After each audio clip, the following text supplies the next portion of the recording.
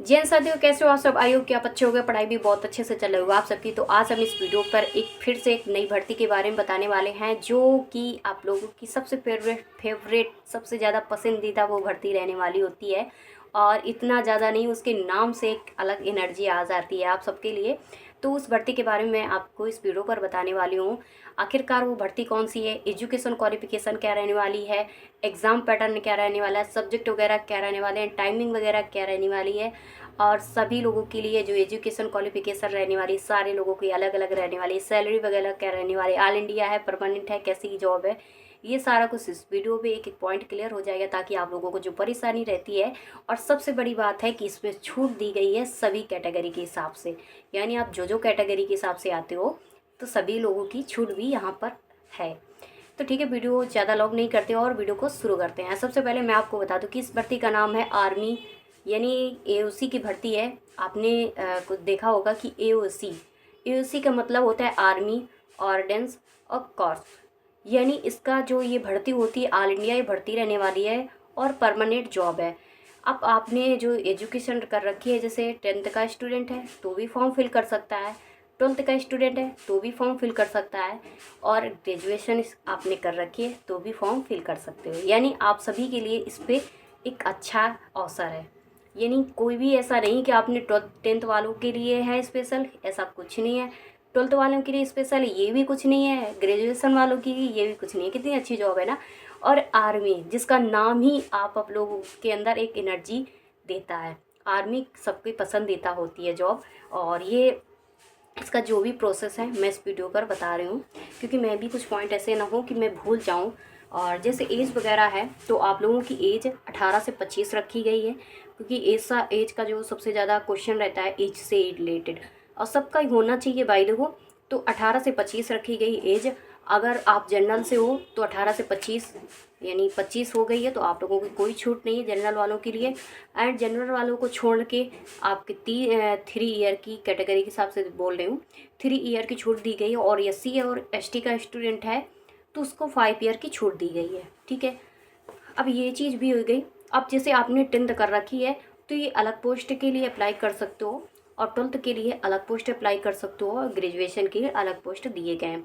जैसे एओसी की जब भी भर्तियाँ आती हैं तो आप लोगों का एक सबसे बड़ा क्वेश्चन रहता है कि एओसी में आईटीआई मांगता है। तो मैं आपको बता दूं कि इस बार आईटीआई का कोई भी इतना सा भी नहीं देखने को मिला है, आईटीआई नहीं मांगा जा रहा है। इसलिए आप लोग जो इसकी भर्ती है और फॉर्म है इसमें अप्लाई कर सकते हो। ऑनलाइन ही आप लोगों का इसका फॉर्म अप्लाई होगा। अब जैसे ग्रेजुएशन वालों की मैं सैलरी की बात बता दूं कि जैसे आपने ग्रेजुएशन कर रखी है और ग्रेजुएशन वाला फॉर्म अप्लाई कर सकते हो। एमए नाम से एक फॉर्म है, जैसे एमए का मतलब मटेरियल असिस्टेंस की जो बढ़ती है, जिसमें ग्रेजुएशन वाला अगर अप्लाई कर सकता है तो उसकी सैलरी वगैरह 29,200 स्टार्ट से होती है और 92,300 तक जाती है इसकी सैलरी वगैरह। और उसके बाद आपने 12th कर रखा है, 12th वाला अप्लाई कर रहे हो फॉर्म को, तो उसमें आपने जूनियर ऑफिस असिस्टेंस की है ये भर्ती। और इसमें जो सैलरी है वो स्टार्टिंग है 19,900 और 63,200 लास्ट है इसकी सैलरी वगैरह। और 12th वालों के लिए एक और भी एजुकेशन रखी गई है। आपने अगर कंप्यूटर नॉलेज है तो आप अप्लाई कर सकते हो, यानी आपने कंप्यूटर कर रखा है, कोर्स वगैरह कर रखा है और नॉलेज है तो आप इसका अप्लाई कर सकते हो। सर्टिफिकेट अगर आपके पास है तो ये अप्लाई कर सकते हो। जैसे मैं अक्सर आप लोगों को उस टाइम भी वीडियो लेके आई थी जिसमें मैंने आपको बताया था कि कंप्यूटर कर लो, भर्तियाँ आती रहती हैं, पर आप लोगों ने 1% मेरी बात नहीं सुनते हो। कहती रहती हूँ कि छोटी छोटी भर्तियाँ आती रहती हैं, वो ऐसी ही होती हैं कि अगर एक अलग से कोई डिग्री मांग लेता है तो समझ लो लाखों बच्चे उस पर डूब जाते हैं, यानी हट जाते हैं वो बच्चे। तभी वो चीज़ मैंने आपसे बताई थी, नहीं मानना है आपको।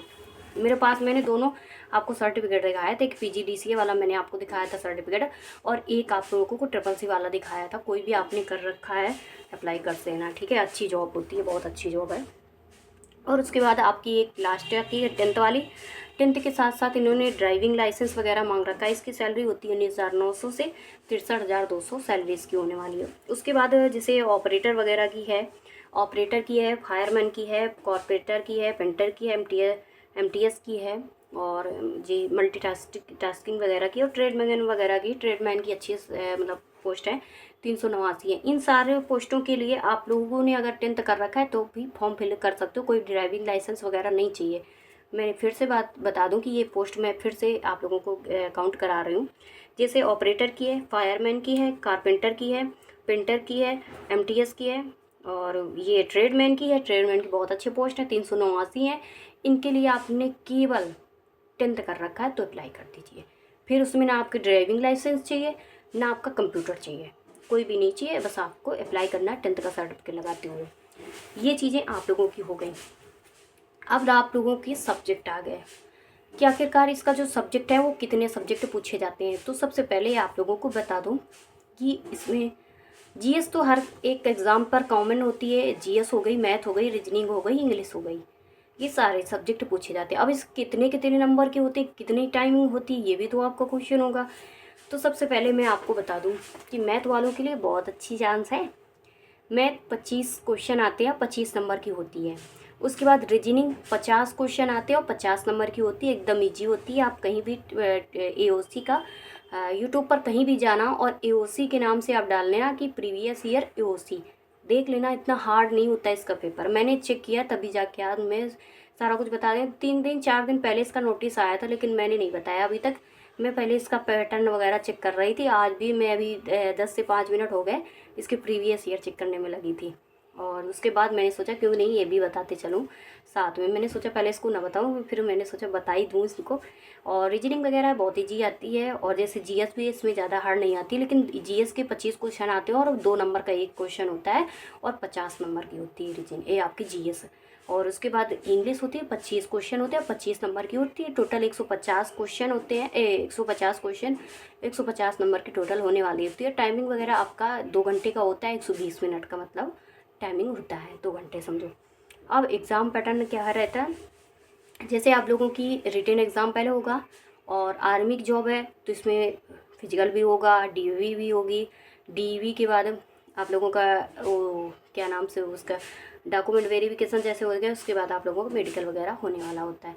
ये सब चीज़ें हैं, अपना फिजिकल के पहले लें या फिजिकल के बाद लें, जो भी रहे, ये सब चीज़ें रहने वाली होती है। जितना मैं जान पाई हूँ उतना मैंने आपको बता दिया लगभग। और ये भर्ती है, आप सब कुछ तो हो गया, लेकिन अभी भी आप लोगों के पॉइंट पर आप लोगों ने माइंड किया कि मैंने अभी तक एक मिस कर दिया पॉइंट, कि वो है कि पोस्ट कितने रहने वाले हैं। इसके पोस्ट जो हैं तो ज़्यादा तो पोस्ट नहीं आए हैं, 723 पोस्टों पर इसका सिलेक्शन होना है। 723 पोस्टों पर ये भर्ती आई हुई है, तो आप डिमोटिवेट ना होना बिल्कुल भी, ये ना सोचना एक मिनट। तो इस प्रकार से इसका सारा कुछ मैंने आपको बता दिया, और जिसको भी फॉर्म अप्लाई करना है आप लोग अप्लाई कर सकते हो। और बहुत अच्छी जॉब है, ऑल इंडिया है, परमानेंट है, और एजुकेशन भी इतनी टफ नहीं है। आप लोगों का एग्ज़ाम भी बहुत अच्छा होता है। और ये ना सोचा कीजिए कि नहीं यार इतनी कम पोस्ट हैं, तो आप इतनी कम ना देखिए। रेलवे की जो आई हुई थी एसआई वाली भर्ती, आपको पता है ना कितने फॉर्म फिल हुए हैं, तो उससे तो और लाख गुना अच्छी है। और इसके ज़्यादा कुछ आप लोगों को इसमें कुछ मांगा भी नहीं है जिससे आप लोगों की प्रॉब्लम हो। इसलिए मैं यही कहूँगी कि आपको जिसको भी फॉर्म फिल करना है आप फिल कर सकते हो आराम से। तो ठीक है, मिलते हैं नेक्स्ट वीडियो में। और आप लोगों का क्या है ये आप कमेंट कर सकते हो, और भी मेरे से कुछ मिस हुआ हो तो आप लोग बिल्कुल भी कमेंट कर सकते हो, और मेरे से कुछ गलती हुई बताने में भी ये भी कमेंट कर सकते हो। नमस्ते।